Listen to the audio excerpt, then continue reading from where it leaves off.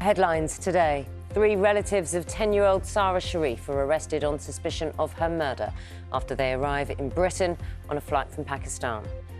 Fears that the number of people who died in the catastrophic floods in Libya could reach as many as 20,000. An extra £200 million to support the NHS in England over winter.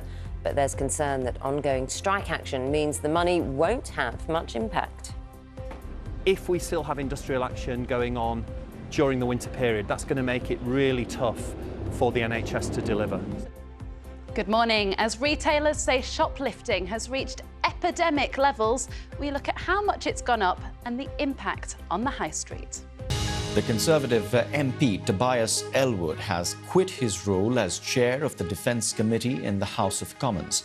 He had been under pressure for a while to quit since he posted a video to social media earlier this year, appearing to praise the Taliban. In the film, which he's since deleted, he claimed Afghanistan had been transformed under the rule of the Taliban. The wet weather in July is being partially blamed for the economy shrinking in the country. According to the Office of National Statistics, it shrank by about 0.5%, which was more than what economists were expecting.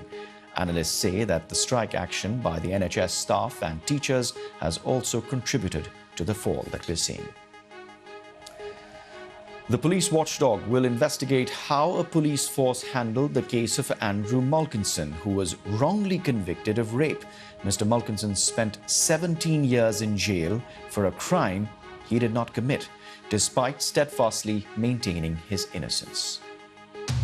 Let's have a look at the front of today's newspapers. And the lead story in The Times this morning says that Sir Keir Starmer has vowed to smash people smuggling gangs, with the Labour leader calling the government's policy of sending asylum seekers to Rwanda inhumane, unworkable and poor value for money.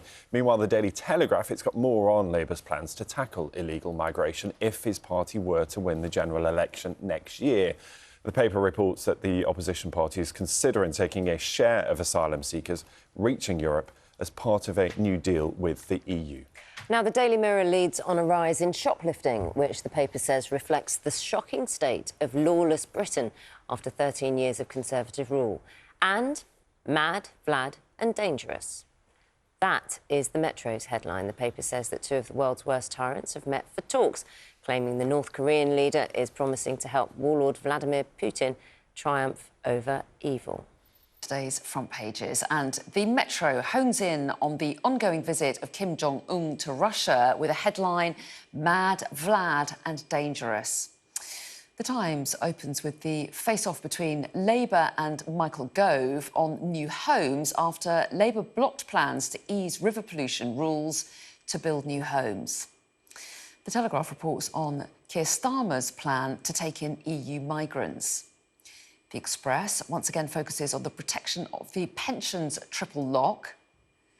The Daily Mail reports on Labour's migrant plan and Keir Starmer's plan to take in more asylum seekers. The FT leads on the EU probe into Chinese electric cars. The Guardian leads with an exclusive claiming the Prime Minister blocked plans to rebuild 5 hospitals. And their front page story is the announcement that the regulator Ofgem has introduced a new ban on forced prepayment meter installations. The Sun leads with BP's huge drop in value following the departure of the CEO, Bernard Looney.